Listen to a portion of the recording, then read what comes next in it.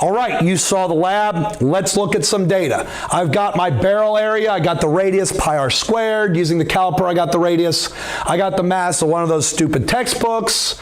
And I had 0 through 5 textbooks. Total mass.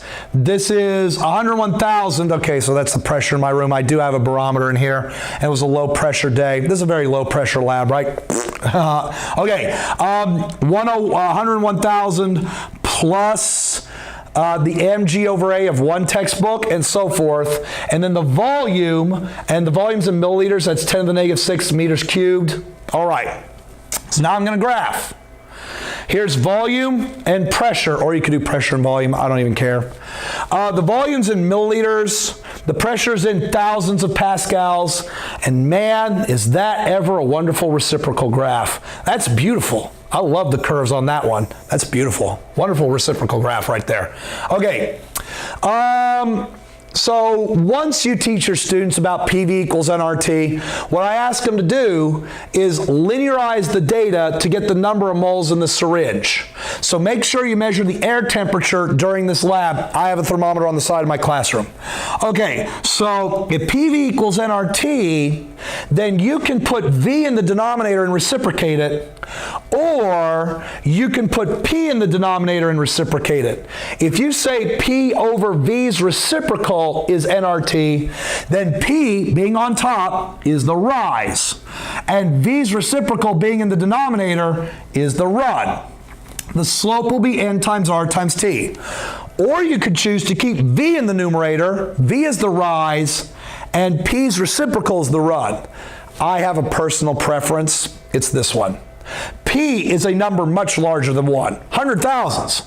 V is a number much smaller than 1, so V's reciprocal will also be in the hundreds of thousands, possibly even millions. So I let P go up and V's reciprocal go to the right, line whose slope is nRT. So here I did it. I did the reciprocal of volume and pressure, and I'm going to let pressure go up and let the reciprocal of volume go to the right. There's my temperature.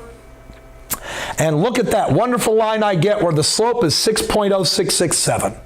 I'm going to set 6.0667 equal to nRT. R is a constant. That's the temperature of my classroom. I keep it a nice room temperature.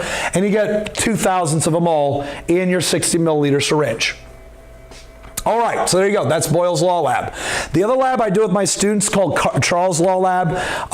That is where more volume is the result of more temperature. As temperature goes up, volume goes up. Okay, so there's Charles' Law right there. The purpose is to investigate the relationship between the volume of a gas and its temperature, and then use a linear fit of the data to find the lowest possible Celsius temperature. Yeah, we teach our kids that the lowest possible Celsius temperature is negative 273.15. How about we take lab data to show that? That's what this is all about. Still the 60 milliliter syringe, still the cap, hot plate. A beaker that's big enough that you can submerge most of the syringe in it, not all of it. Thermometer to get the, not to get the room's temperature, that's a copy and paste mistake, to get the temperature of the water. It has to be a water temperature measuring thermometer, not to get the room's temperature. I'm sorry, that's a typo, and I'm already recording, and I'm not going to go back now. Sorry. Okay, let's see. I put the syringe in a cold place. I make the syringe start, and I don't have my 60 millimeter syringe is actually still over there, and I'm not going to go get it. I let the syringe start at 0, and I put it in the freezer, and in the freezer, I will set it on the 60 milliliter syringe to about 40, to about 2/3 of its maximum volume while it's in the freezer, so it sucks in the cold air and very little water vapor gets in. Please, the water vapor screws this up so bad.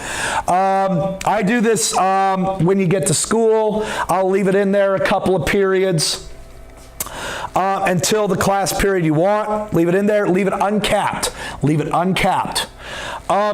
When it's time for class, go get all your syringes for each lab group, cap, inside the freezer so that you know that the air started at a certain temperature. Put a thermometer in the freezer and get the freezer's temperature. So your first data point is going to be volume 40 milliliters and the temperature of the freezer. That's your first data point.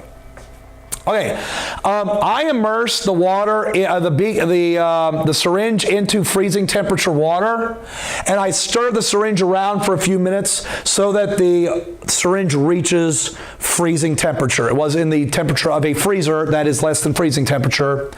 And then you're going to measure the new volume using what's called the friction proofing method. Your syringe is going to have friction. So as the water heats up, and as the syringe heats up, the syringe will expand, but not as much as it should because there's friction in the syringe. So I'm going to show you a method for accurately measuring the volume by playing with the friction sum. That's called the friction proofing method. I'll show it to you in a moment. So we're going to put the beaker on the hot plate and we're going to warm the water every 20 degrees. We're going to measure the volume of the syringe, again using the friction proofing method, which I'm going to show you right now. Okay, so let me show you the lab and specifically how you can measure the volume correctly even though the air is pushing against the friction of the plunger. It's a nifty trick. Let me show it to you.